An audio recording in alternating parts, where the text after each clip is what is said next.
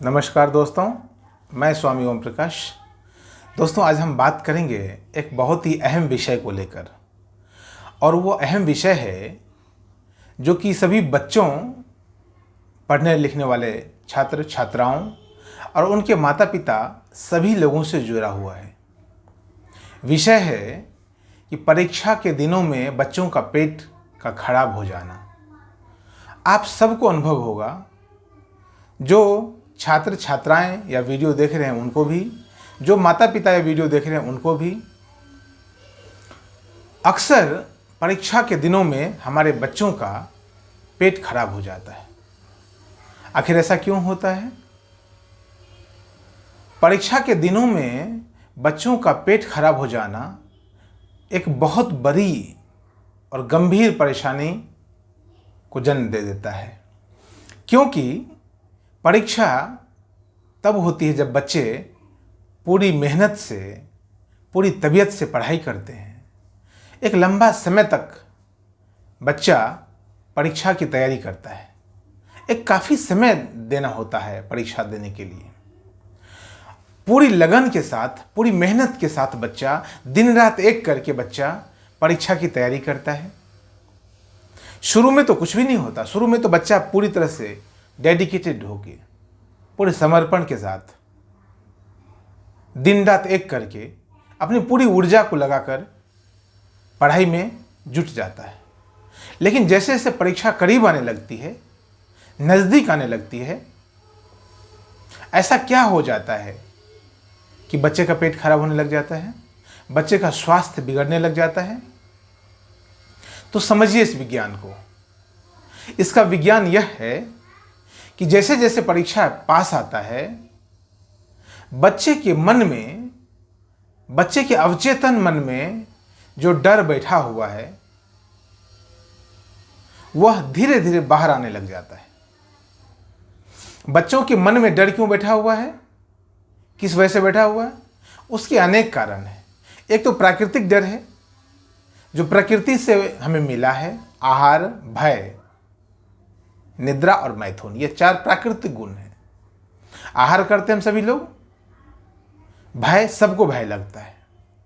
आप ऊपर से आपको लगेगा कि हमको कोई डर तो नहीं लगता है, लेकिन जब आपको हिप्नोसिस में ले जाया जाए, आपको सम्मोहन में ले जाया जाएगा और तब आपसे पूछा जाएगा कि आप डर रहे हैं, तब आप कहेंगे हाँ, तब आपका उत्तर बिल्कुल हाँ होगा।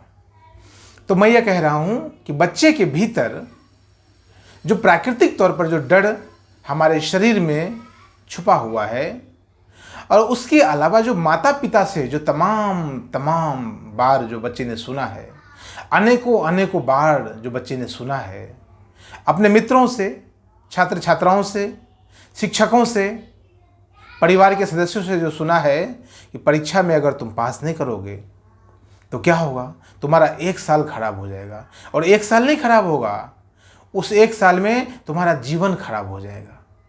तुम ऐसे हो जाओगे, तुम वैसे हो जाओगे, समाज में प्रतिष्ठा का नुकसान होगा।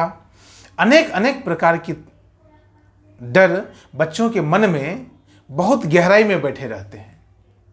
परीक्षा की शुरुआत में तो नहीं, तैयारी की शुरुआत में तो नहीं, लेकिन परीक्षा पास आते आते वो सारे के सारे डर भीतर से निकलना शुरू हो जाता है। अब भीतर से क्यों निकलता है?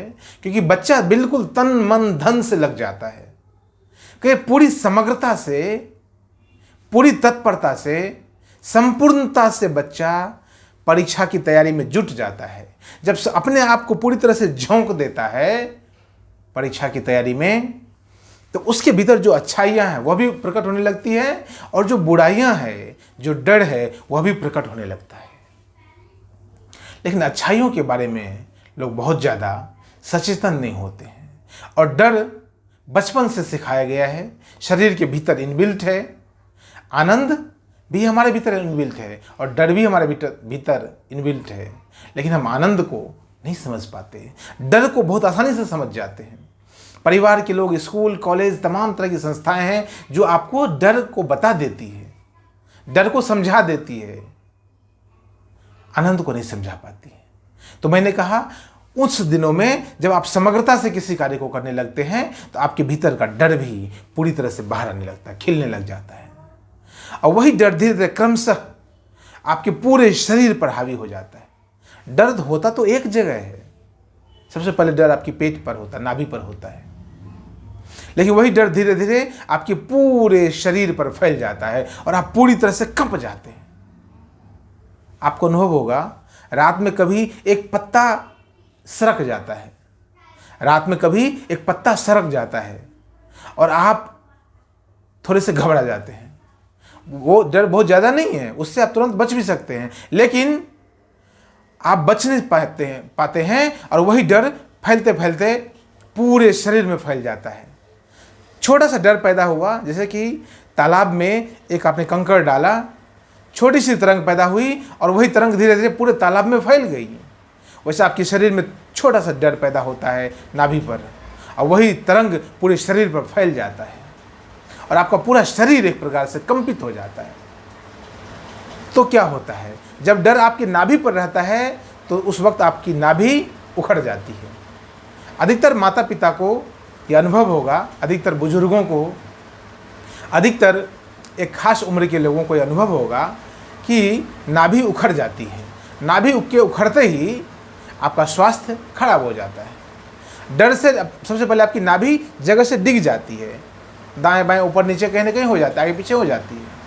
आपकी नाभि के उखड़ते ही वह डर और भीतर मजबूत हो जाता है और पूरे शरीर पर फैल जाता है, तो पूरा शरीर कंपित हो जाता है। और उससे क्या होता है, उससे वैज्ञानिक तौर पर कहूँ, मेडिकल साइंस के तौर पर कहूँ, फिजियोलॉजी और एनाटॉमी के तौर पर कहूँ, तो उससे आपके शरीर में, डर से आपके शरीर में एक निगेटिव हार्मोन पैदा होने लगता है।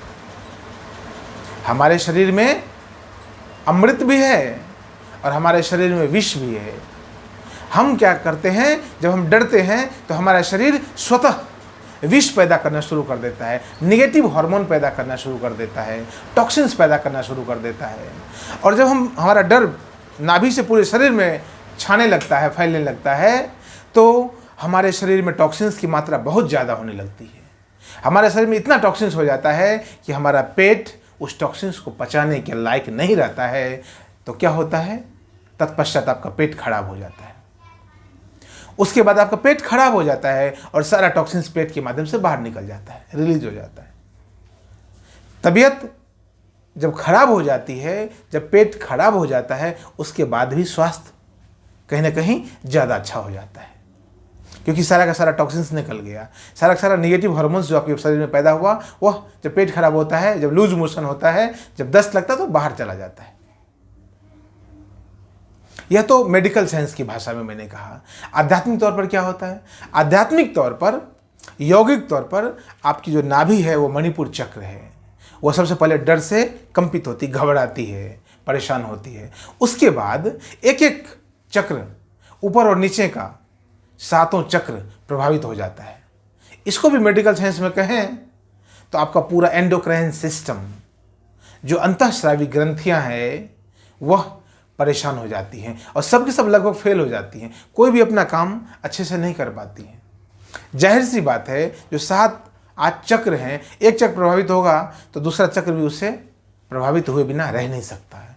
उसी प्रकार से जब आपका एक एंडोक्राइन सिस्टम का जब एक पार्ट जो एड्रिनल ग्लैंड है, जो आपकी किडनी के ऊपर में है, जो पेनक्रियाज के ऊपर में ग्लैंड है, जब वो प्रभावित होगा तो उससे नीचे और ऊपर का सब ग्लैंड प्रभावित होगा।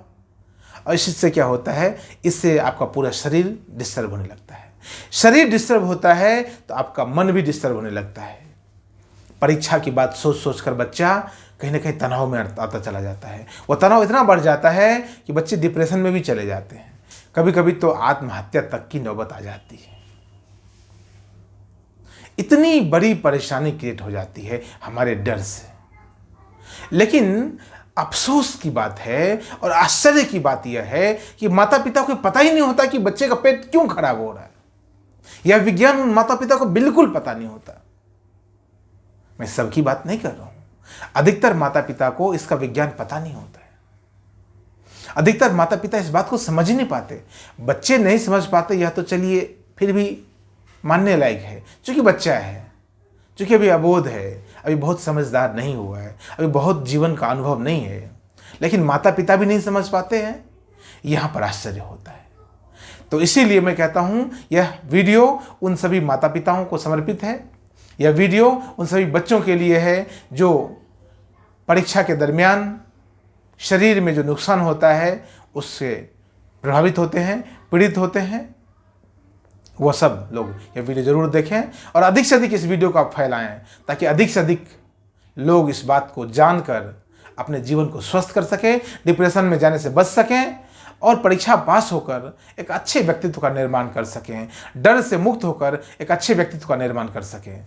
इस वीडियो में इतना ही, लेकिन मैं आपसे कहता हूँ जीवन के संबंध में अगर आप कुछ जानना चाहते हैं तो इस वीडियो को लाइक करें, कमेंट करें, सब्सक्राइब करना ना भूलें। बहुत बहुत धन्यवाद। नमस्कार।